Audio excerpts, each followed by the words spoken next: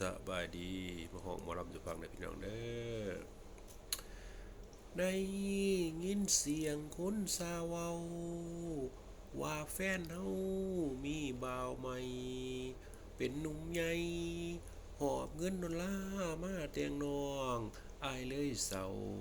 เสร็จน้ำตาหน้าแฟนโอ้ยคนงามเอ้ย คิดฮอดเจ้าและฮักเฮาที่เคยสร้างมาน้องนั้นให้สัญญาว่าจะรออ้ายมาสู่ขอผ่านไปหลายปีแต่อ้ายนี้หาเงินบ่พอจำเป็นต้องหาเงินต่อให้น้องรออ้ายเด้อสามวัย แฟนของไอ้หักที่เคยหมายหักกันมันแก่นเป็นยังแพนจึงมาลืมบอกอ้ายสายตาน้องบ่เลี้ยวใจเขาเลี้ยวเกี่ยวเสบาดอลลาร์ใจเขาเลี้ยวเกี่ยวเสบาเงินดอลลาร์หักที่เคยสั่งมาน้องสั่งลืมลงได้ใจน้องดำปีปี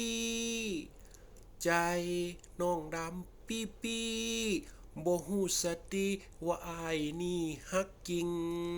เป็นอย่างน้องจริงหลอกอายเหมือนลิง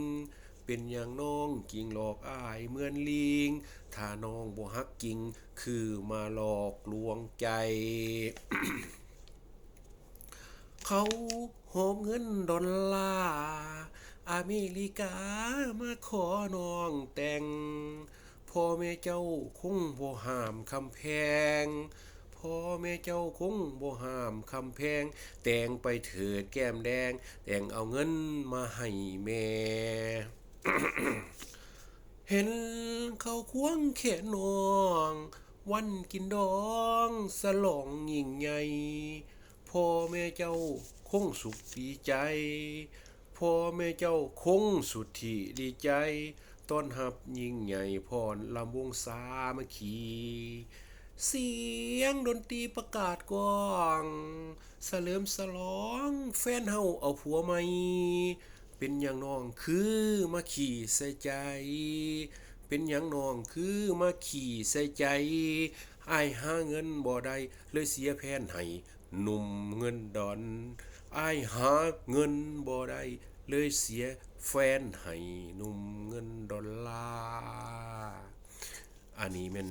เพลงที่ว่าแต่งใหม่ๆเนาะพร้อมกับแต่งพร้อมเดียวกันกับเพลง บางเมื่อวานพี่น้องหากาสีได้มาห้องสุฟังเนาะพี่น้องเนาะเอาขอให้